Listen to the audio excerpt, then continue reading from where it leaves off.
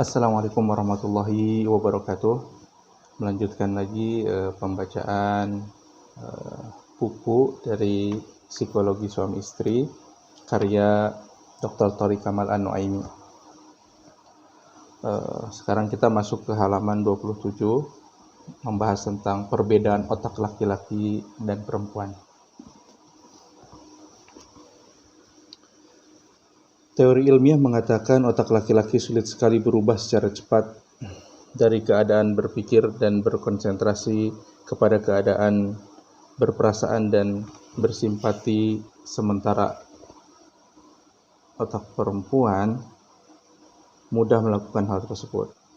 Ada sebagian orang yang berpendapat bahwa antara otak laki-laki dan perempuan terdapat perbedaan. Pendapat ini benar, namun demikian perbedaan tersebut tidak hanya pada ukuran saja, tetapi lebih dari itu, sampai pada susunan dan tugas-tugasnya. Otak laki-laki memiliki sifat yang khusus. Sesungguhnya otak terdiri dari dua bagian dan masing-masing bagian bertanggung jawab pada hal-hal tertentu. Bagian kanan bertanggung jawab atas hal-hal yang berkaitan dengan penglihatan mata seperti melaksanakan permainan olahraga, sementara bagian otak kiri menguasai kemahiran dan hal-hal yang bersifat pengucapan, seperti mengungkapkan perasaan, pemahaman, dan merespon suatu permasalahan. Ilmu kedokteran mengungkap bahwa pertumbuhan otak bagian kanan pada anak kecil laki-laki lebih cepat daripada bagian kiri. Oleh karena itu, kemahiran anak kecil laki-laki dalam masalah pengucapan terlihat lebih rendah daripada anak kecil perempuan. Sementara dalam hal melaksanakan pekerjaan dan olahraga, anak laki-laki lebih baik. Bahkan sampai ketika besar kita bisa melihat perbedaan dua jenis ini. Otak perempuan meskipun terdiri dari dua bagian seperti otak laki-laki, namun bagian tersebut berbeda ukuran dengan laki-laki. Kedua bagian otak perempuan sifatnya sama besar. Maksudnya ukuran bagian yang kiri dan kanan sama, dan setiap bagian memiliki pekerjaan dan kemampuan yang sama. Tidak ada kekhususan pada salah satu bagian seperti otak laki-laki. Dr. Jane Barstam menjelaskan perbedaan antara otak laki-laki dan perempuan. Ia mengatakan, karena adanya perbedaan otak laki-laki dan perempuan ini, banyak orang yang berkeyakinan bahwa penyebab perempuan lebih baik kekuatan pengamatan dan penelitiannya, luas wawasan daripada laki-laki adalah berdasar pada hal tersebut. Karena itu, ketika salah satu bagian otak perempuan terjadi kerusakan seperti gegar otak, hal tersebut tidak akan berpengaruh pada kegiatannya karena bagian otak kedua yang sama ukurannya dengan bagian pertama yang rusak akan menggantikan tugas memahami sesuatu. Sementara laki-laki, apabila terjadi kerusakan pada bagian kiri karena geger, seringkali menghilangkan kemampuannya berbicara. Ketika itu, tidak mungkin bagian yang kanan menggantikan bagian yang kiri. Berarti otak kanan tidak bisa melakukan tugas otak kiri. Susunan alami otak laki-laki dan perempuan ini kadang berhubungan secara langsung pada kemampuan perempuan berpindah secara cepat dalam cara berpikirnya, sementara laki-laki sulit melakukan hal tersebut.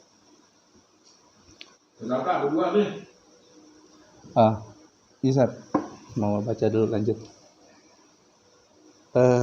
Dunia luar laki-laki dan perempuan. Dunia luar laki-laki dan perempuan berbeda secara keseluruhan. Kehidupan laki-laki di luar dan interaksinya dengan sesuatu yang ada di sekitarnya dan kejadian-kejadian baru dicirikan dengan pergulatan dan perlombaan. Kehidupan adalah medan perang, karena menurutnya masyarakat adalah ungkapan dari susunan piramida. Ada kalanya ia berada di puncak dan ada kalanya berada di dasar bawah. Tentu saja yang kuat akan berada di puncak dan yang lemah berada di dasar. Dan laki-laki sesuai dengan tabiatnya senang pada tempat yang tinggi dan tidak senang berada di bawah. Puncak berarti kesuksesan dan dasar berarti kegagalan. Oleh karena itu, laki-laki terlihat selalu berusaha untuk mencapai kesuksesan dari semua yang dikerjakan, dengan tujuan untuk menjaga kedudukan yang penuh dengan prestisius di piramida tersebut. Terlihat juga ia akan berusaha mewujudkan kesuksesan tersebut secara mandiri dan enggan mencari bantuan orang lain.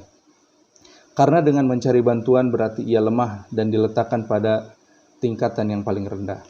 Kehidupan laki-laki di luar selalu dituntut berulang-ulang untuk mengeluarkan tenaga yang besar, karena ia harus banyak berbicara dan berdiskusi dengan orang lain dan memastikan bahwa ia berada pada keadaan yang benar. Sedang orang lain salah dan ia lebih baik daripada mereka. Ia juga harus mengeluarkan banyak tenaga untuk bekerja. Ada kalanya kerja otak dan ada kalanya kerja otot. Juga harus menjaga dirinya dari rongrongan orang lain yang ingin memperoleh keadaan tersebut. Masyarakat menurutnya penuh dengan binatang liar yang buas, yang tidak mengerti arti kasih sayang. Inilah masyarakat komunitas laki-laki di luar. Karenanya ketika pulang ke rumah setelah selesai melaksanakan tugas seharian dengan cara seperti ini, akan terlihat ia telah menghabiskan seluruh kemampuannya dan mencurahkan segala kekuatannya ketika bekerja. Yang dilakukan di rumah adalah bentuk aktivitas istirahat yang bertujuan untuk mengembalikan kekuatan dan kemudian berinteraksi dengan orang yang ada di dalam rumah. Dunia luar perempuan sangat berbeda dengan dunia luar laki-laki. Dunia luar perempuan adalah dunia penuh kedamaian dan cinta. Dunia yang tidak dikenal adanya pergulatan dan perlombaan. Dunia yang penuh dengan kasih sayang dan saling menolong. Dunia luar menurut perempuan adalah ungkapan dari jala yang besar dan luas untuk menjalin hubungan dan berbincang-bincang. Dengan cara tersebut perempuan berusaha untuk saling dekat antara satu dengan lainnya. Mereka mengeluarkan bantuan dan pertolongan walaupun tidak ada yang memintanya. Di dunia luar perempuan berusaha berinteraksi dengan perempuan-perempuan lain dengan pijakan untuk saling membantu, menguatkan hubungan dan berusaha agar terjadi kesamaan pandangan. Masyarakat perempuan adalah ibarat piramida juga, namun bukan piramida kekuatan dan perlombaan seperti dunia laki-laki. Piramida perempuan adalah piramida persahabatan, kasih sayang dan hubungan sosial. Perempuan dengan dunia luarnya juga memperhatikan aspek perlombaan dan kesuksesan, namun tidak ada kegagalan seperti laki-laki. Sebab perwujudannya tidak menjadi tujuan pokok mereka, tidak selalu konsentrasi untuk mencapainya. Cara untuk mewujudkannya adalah dengan berbincang-bincang atau terus mengikuti pembicaraan dan bukan dengan pergulatan serta perlombaan secara mentah seperti dunia laki-laki. Mari kita lihat contoh di mana kami ingin menjelaskan cara interaksi laki-laki dan perempuan dengan dunia luar, yaitu pemahaman laki-laki pada perjalanan suatu masalah dan respon terhadapnya, sekaligus juga pemahaman dan respon terhadap perempuan. Suatu hari, Faris menjanjikan kepada istrinya, Nidal, untuk refreshing keluar rumah dan makan malam di suatu restoran.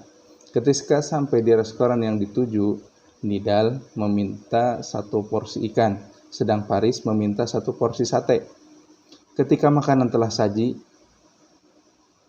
tersaji dan Nidal hendak memulai makan, ia melihat ikannya tidak disajikan dengan cara yang ia senangi. Ia menceritakan hal tersebut kepada suaminya.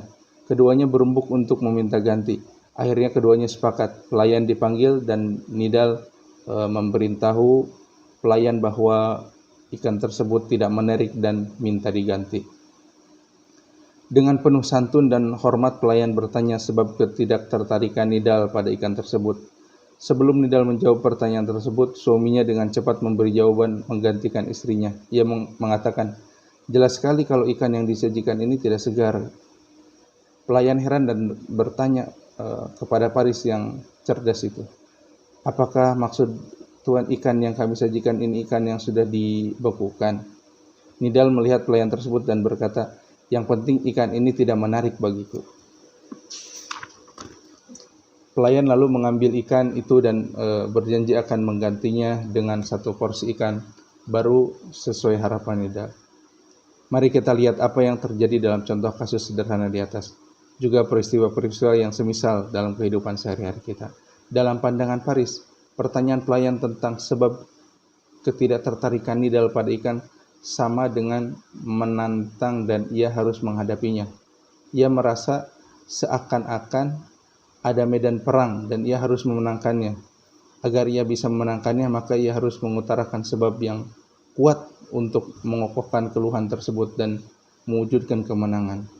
Di sini kita perhatikan Faris memasuki medan perang menggantikan istrinya. Dalam pandangan istrinya, pertanyaan pelayan adalah ungkapan dari penafsirannya atau mencari tahu sekitar makanan itu sendiri. Ia tidak merasa adanya tantangan dari pihak pelayan atau adanya usaha pelayan untuk menolak memberikan ganti. Oleh karena itu, istri mencari cara yang bisa diterima untuk meminta ganti makanannya tanpa menyulitkan pelayan atau merusak tempat makan atau makanan yang telah tersaji. Baik, untuk hari ini mungkin sampai situ aja. Barakallahu fikum. Assalamualaikum warahmatullahi wabarakatuh.